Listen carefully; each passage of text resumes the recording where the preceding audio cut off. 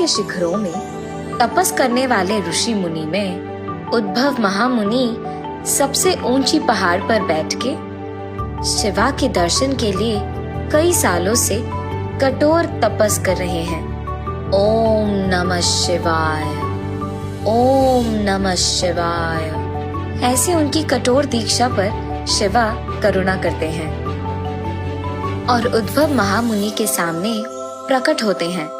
ऋषि उद्भवा, ये सुनकर उद्भव महामुनि उनकी आंखें खोलते हैं। उनके आंखों के सामने रोशन सा एक अवतार देख उनको समझ आता है कि भगवान उनके सामने प्रकट हुए हैं। हे परमेश्वरा, मेरी तपस पर करुणा करके आप मेरे सामने प्रकट हुए। मांगो, तुम्हें क्या वरदान चाहिए? मुझे बस भविष्य को जानने की वरदान चाहिए स्वामी। तथास्तु। ये कहकर शिवा वहां से गायब हो जाते हैं और उद्भव महामुनि उनका नमस्कार करते हुए ओम नमः शिवाय, ओम नमः शिवाय ऐसे कहते हैं। वरदान मिलने की खुशी में वो उस ऊंची पर्वत से नीचे उतरते रहता है और रास्ते में तपस करते हुए मुनि और ऋषि को देखता है। उनको देखते ही उद्भव मुनि को उनका भविष्य दिखता है। इसका मतलब वो वरदान काम कर रहा है। ये सोचकर वो उन पहाड़ों से नीचे उतरते रहता है। शाम के समय होने के कारण उन पर्वतों पे हवा बढ़ने लगती है। शाम का समय है और हवा भी तेजी से बढ़ रही है। इस समय में नीचे जाना अच्छा नहीं है। कल सुबह होने के बाद ही नीचे जाना अच्छा है। यही मानकर उद्भव महामुनि वही एक छोटी सी जगह में रात के लिए आराम करते हैं। लेकिन सुबह होने से पहले ही उद्भव महामुनि गुजर जाते हैं। उद्भव महामुनि दिखने में तो उसी तपस के स्थान में बैठे रहते हैं, लेकिन उनकी आत्मा उनमें नहीं रहती है। ये क्या, मेरी आत्मा मेरी शरीर से दूर क्यों हुआ है? क्या मैं मर गया हूँ?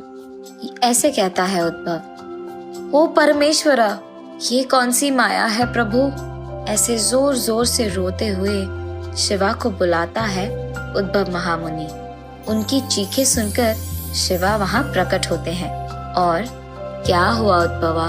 मेरे को वरदान दिए एक दिन भी नहीं हुआ स्वामी, और आपने मेरे शरीर को आत्मा से अलग कर दिया। वो तुम्हारी भाग्य है। तुम्हारी तपस पे करुणा करके तुम्हें वरदान तो दे सकता हूँ, लेकिन तुम्हारी भाग्य मैं नहीं बदल सकता। भाग्य के सामने तो तुम, मैं और ये सब एक ही है उद्भवा। लेकिन मुझे कोई तो रास्ता दिखाइए स्वामी। तुम्हें स्थानांतरगमन का वरदान दूंगा, लेकिन तुम मनुष्य के अंदर प्रवेश नहीं कर पाओगे। सिर्फ कोई पक्षी या पशु के अंदर ही प्रवेश कर पाओगे। तुम्हें दिए ये दोनों वरदानों को तुम जब चाहे तब इस्तेमाल कर पाओगे। धन्योस्मि प्रभु, धन्योस्मि। ऐसे उसको वरदान देकर शिवा वहां से गायब हो जाते हैं। तब उद्भव मुनि उनके सिर के ऊपर उड़ते हुए गिद्धे को देख उसके शरीर में प्रवेश करते हैं। गिद्धे के शरीर में प्रवेश करने के बाद उद्भव मुनि ऐसे सोचते हैं, आहा, अब से मैं हवा में स्वतंत्रता से उड़ पाऊंगा।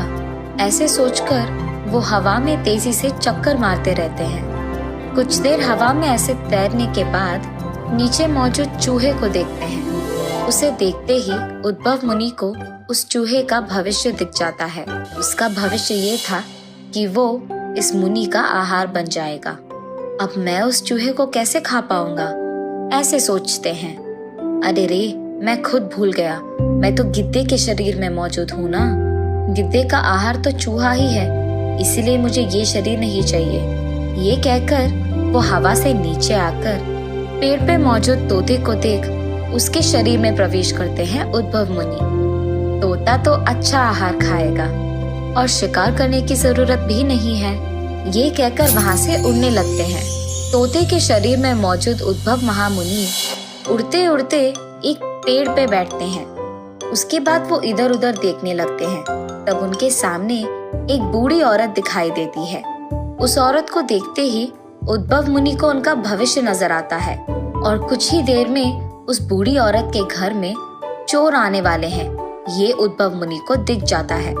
अरे रे, बेचारी बूढ़ी औरत, कुछ भी करके इनकी सहायता करना होगा मुझे। ये फैसला करके उड़ते हुए उस औरत के पास जाकर उनसे ऐसे कहता है, मंगतायरू, कुछ ही देर में तुम्हारे घर में चोर आने वाले हैं। ये सुनकर मंगतायरू सिर्फ बातें सुनाई देने के कारण चारों ओर ढूंढने लगती है। कौन है जो बात कर रहा है? दिख क्यों नहीं रहे हो? ये लो मंगतायरू, तोता बात कर रहा हूँ। तोता कहाँ बात करती है? मुझे शिवा का वरदान मिला है, मैं एक ऋषि हूँ। अब तुम यहाँ क्यों आए हो? अब तुम्हारे घर में चोरी होने वाली है, तुम घर के अंदर जाकर सारे दरवाजे बंद कर दो। क्या? चोर? ऐसे कहकर वो डर के मारे अंदर जाकर सारे दरवाजे बंद कर देती है। कुछ ही देर में चोर वहां आकर उसके दरवाजे खड़खड़ाने लगते हैं, जोर से खड़खड़ाते हुए, ए बुढ़िया, दरवाजा खोल, ऐसे चिल्लाते हैं। बहुत देर तक खड़खड़ाने के बावजूद कोई ना दरवाजा खोलने पर वो चोर वहां से भाग जाते हैं। चोरों से उसको बचाने के लिए वो बुढ़िया, मुझे बचाने के लिए धन्यवाद तोता, हा हा हा हा हा, ऐसे हंसता है। ये लो, ये अनार खाओ, और तुम्हें जब भी किसी चीज की जरूरत पड़ी तो मेरे पास आओ, मैं दूंगी। वहाँ अनार खाकर उद्भव महामुनि वहाँ से उड़कर बाहर आ जाते हैं। ऐसे हवा में से नीचे लोगों का भविष्य देखते रहता है उद्भव मुनि। ऐसे हवा में तैरते हुए वो देखते हैं कि एक छोटा बच्चा उसके अपने कुत्ते को बेल्ट बांधकर उसे चलाते रहता है। उस बच्चे की भविष्य देख उद्भव मुनि उसके पास जाकर, सुनो बेटा, अब ये कुत्ता तुम्हें काटेगा। ये तो हमारी कुत्ता है, ये हमें नहीं काटेगा। और क्योंकि वो बच्चा खड़े रहता है, कुत्ता वही बैठ जाता है। नहीं बेटा, वो तुम्हें काटेगा। देखो वो कैसे सो रहा है, वो मुझे कुछ नहीं करेगा क्योंकि मैं उसका मालिक हूँ। बच्चे के ऐसे कहने पर उद्भव मुनि कुछ कहे बिना वही देखते रहते हैं। रास्ते में कुछ बच्चे बॉल के साथ खेलते रहते हैं। खेलते खेलते उस बॉल को वो उस बच्चे पे गिराते हैं। अचानक बॉल को अपनी ओर आते हुए देख वो बच्चा एक कदम पीछे रखता है।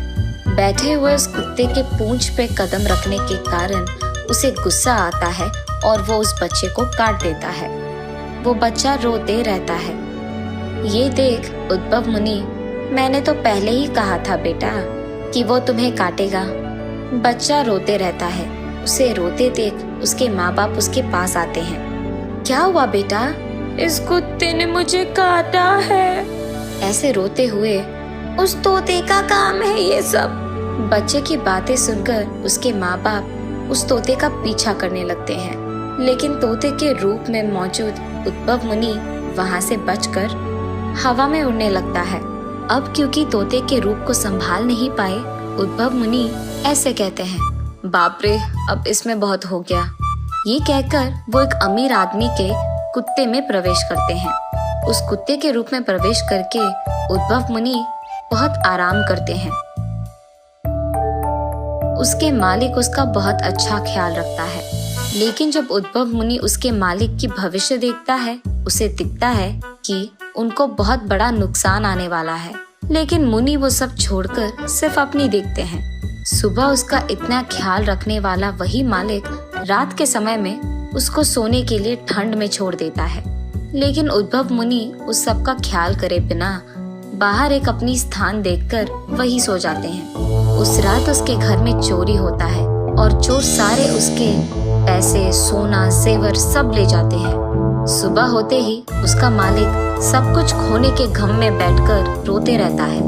कुत्ते के रूप में मौजूद उद्भव मुनि सुबह उठते ही आराम से उसके मालिक के पास जाता है। उस कुत्ते को देख मालिक, मैं तुम्हें हर रोज खिला रहा हूँ और तुम चोरी होते के समय भी मुझे कुछ नहीं कह पाए। ऐसे कहकर क्रोध में उसे लकड़ी लेकर बहुत मारते हैं। कुत्ते के रूप में मौजूद उद्भव मुनि भागने लगते हैं। अंत में उद्भव मुनि ऐसे कहते हैं, हे ईश्वरा, आपके बातों के अनुसार ही भाग्य से कोई बच नहीं सकता।